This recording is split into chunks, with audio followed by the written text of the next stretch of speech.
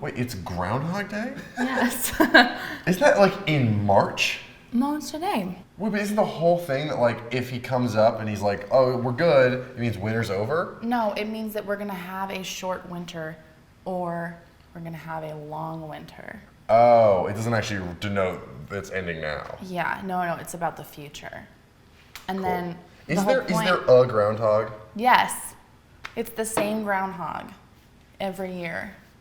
Who? Where is he? In like Philadelphia or Pennsylvania or Poughkeepsie? something. I don't know. Okay, I'm trying to remember. I'm really going like based off of that Bill Murray movie, Groundhog Okay. Day. All of my That's information. what I started to suspect. And you're like, wait, and it's been Punxsutawney the same. Phil. Yes. That's the groundhog's name. Where's that? I have no idea. Probably in No. Punxsutawney. There we go, that would do it. Is that really what it's called, Punxsutawney? I don't know. Isn't it? Maybe it's Poughkeepsie, Phil.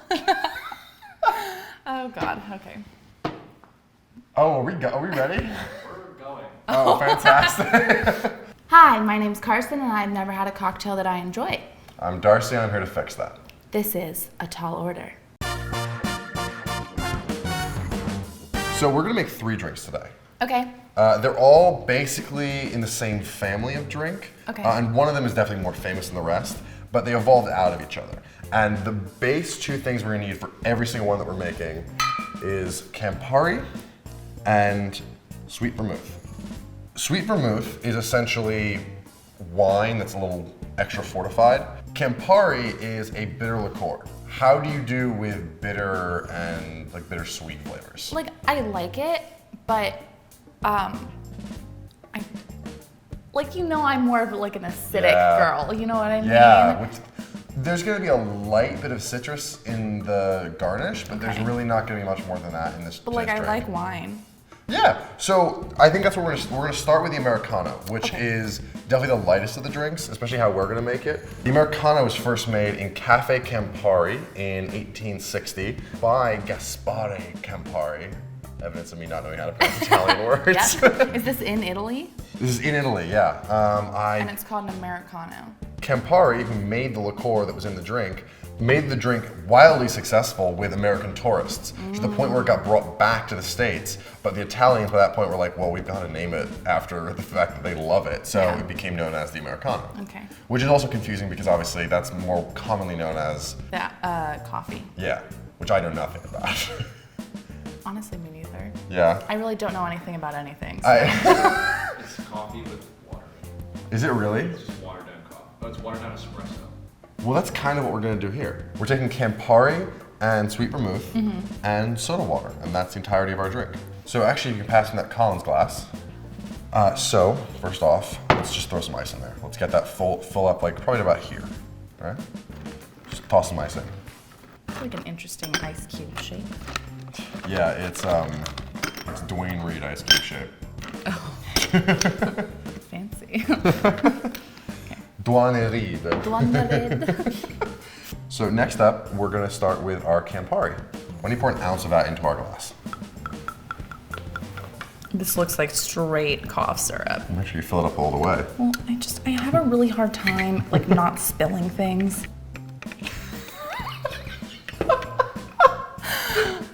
Okay. There you go, yeah, there you go. Cool. Oh, shit. You don't want to smell it. It's a very medicinal smell. Yeah, this literally smells like cough syrup. So next up is our Sweet Vermouth. Okay. We're just gonna put an ounce of Sweet Vermouth in there. Is it better if I like do this? I think normally what I've done is I hold it like that and then try and pour in that way so it's full. And then next thing we're gonna do is we're gonna take soda water, we're gonna top up the rest of the drink. Ooh. Check it out. Let it go. Oh my God. Oh no.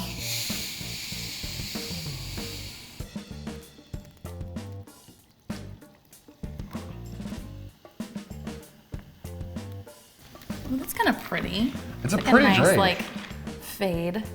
Yeah, it's an interesting drink. It's also the first drink that James Bond ever drinks in any of the James Bond novels. Really? Yeah. In Casino Royale, the first thing he ever orders in the drink, he asks for an Americano. He claims in another one of the books, the short story On a View to a Kill, I think that's what it's called, He talks about how it's the perfect drink to drink in a cafe in France. The very last thing we're gonna do, we're gonna just take a peel of orange and we're gonna stick that in the drink. Huh. Wow, you're really being trusting with me today, Darcy. What, giving you a blade? Ah!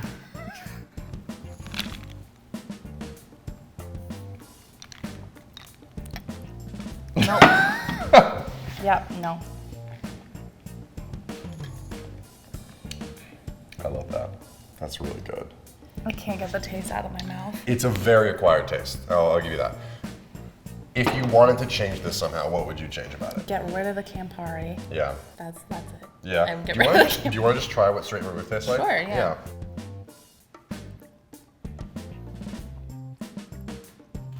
Okay, I like this better. Yeah.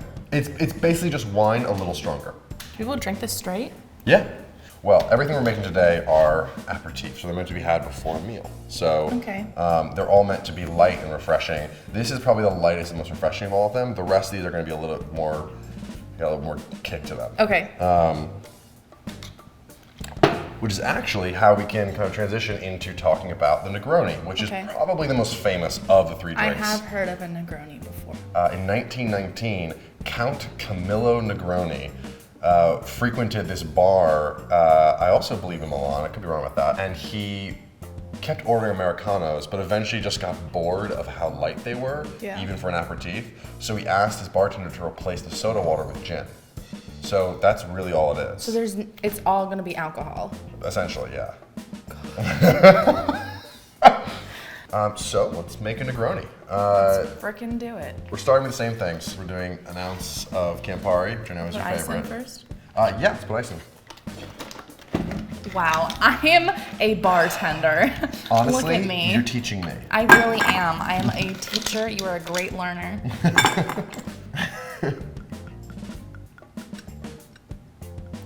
There we go. So next is the vermouth. Beautiful. I think also it'd be easier if you held the bottle from here. Oh. You know, because this way all the weight is coming from that side. Because if you do this. You don't think I should hold it like this? Yeah, maybe not like a sailor like in rum.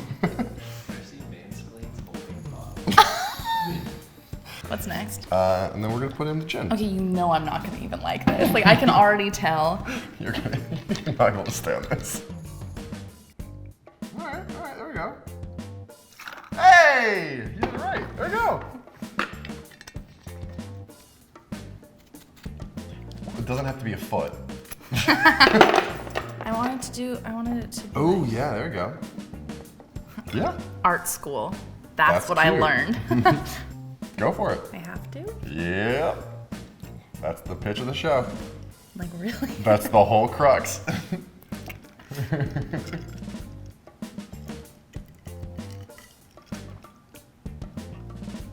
Okay, for some reason I do not hate it as much as the last one. That's interesting. Like I don't like it, Sure. but I think like some part of like the gin covers up the taste of the Campari. So like I'm more able to palate it. Like, you know, I have issues with like drinks that taste like men. No. Expand on that a little bit. Like, like I feel like I just, you know, my only explanation is to say like I feel like an old man drinking this drink again. It's like the same thing as with the last drink, where it's just like this like weird like smoky bitter like. Yeah. It's not like fun. Like I don't want to like drink this and like black out. You know what I mean? It's like if it's not gonna make me black out, I don't want it. I mean, this could definitely make you black out. No. You just have to drink enough of them. But like this is gonna make me vom. Like I wouldn't go out with like my sorority friends from home and be like, you know, I'm getting a Negroni. Ladies, let's go to Cabo. You know, like no, this is like I'm like depressed in a library. They're a really popular summer drink, actually. Really? Yeah, there's a Why? whole thing called Negroni Week in June, where bars like make different kinds of Negronis. Okay, I do like it more than the Americano. That's great, and I'm interested to see how you feel about the Boulevardier, which we're making next. Okay. This is like a quarter order. It's a quarter order. Okay. Americano is a no order. What would be the condition which you would have to order them? I'm at a bar with my female professor, who is 80. You're my favorite student, Darcy. Okay. You're like, Wait, so kidding. I'm the person in the story? No, I'm probably already with drinking a me? Negroni Okay, if it's okay. me. She's like, Carson, you're my favorite student. I'd be like, yes. And she's like, let's get Negronis. And I'd be like, yeah. Like, that makes sense. So, In that so situation. if you're socially compelled to, you would order it. If I'm being physically forced to order this So drink. it's not so much about the drink, and it's more so about your strength I also, of character. you know, the other thing is like, you know, the summer drink thing. I think like I would be able to drink this after I've had like 8 glasses of wine and like can't taste anything anymore, you know? Right? That's a really glowing endorsement of the drink. So the last drink we're making is also the last one in the history of these drinks. It's called the Boulevardier. Okay. It's an adaptation of the Negroni. Okay. It, as far as I could find, has no source of who originally made it, but the person who gave it its name was a guy named...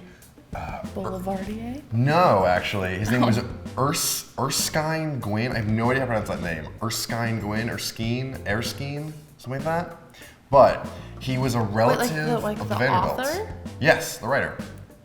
Is he some well-known thing? Is this me showing that I'm an idiot? And I Wait, don't know? Ursula Le Guin? No, not Ursula K. Le Guin. Oh. No, Erskine Gwynn. Erskine Gwynn. He was a writer, actually. He was a relative of the Vanderbilts. He had a magazine called Boulevardier. The first publishing, though, of the drink itself was in a book by Harry McElhone, who is the owner and proprietor of Harry's New York Bar in Paris, where the sidecar was invented. I do remember this now. Yeah, the really weird, like, Harry's New York Bar Yes. in Paris.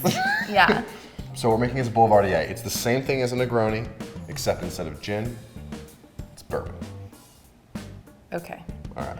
Darcy, I said I wanted something fruity, flirty, I think there's fun. there's a lot of fruit flavor to this. I disagree. All right. Starting off, as we always do, with an ounce of Campari. Money. Perfection. You're learning. Thank you. It's a gift. Another ounce of vermouth. Exactly. Wow. Again, I am the bartender. You are the learner. We were talking last night about you getting a bartending license and how that would be great and fantastic, but would also destroy the entire fabric of the show. Yeah, it would. Okay, what's next? How much? An ounce of bourbon. You could also technically, Boulevardiers can also be made with 2 ounces of bourbon if you really wanted to. Well, that was before. 1.5 That was ounce. definitely a little bit extra.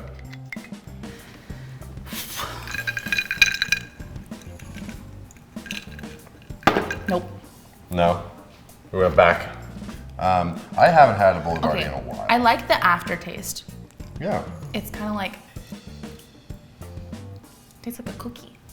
Really? Okay. It's like very sugary.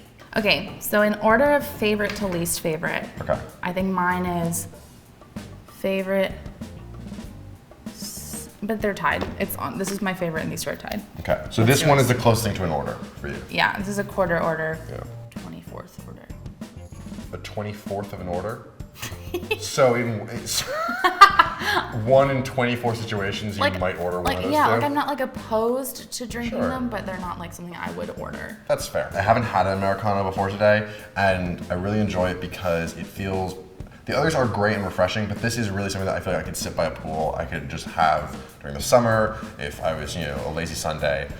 These are definitely something I'm gonna order in the evening at a bar. I think with these, I'm like, I wouldn't order them, but I think if you had ordered them at a bar, I would drink them.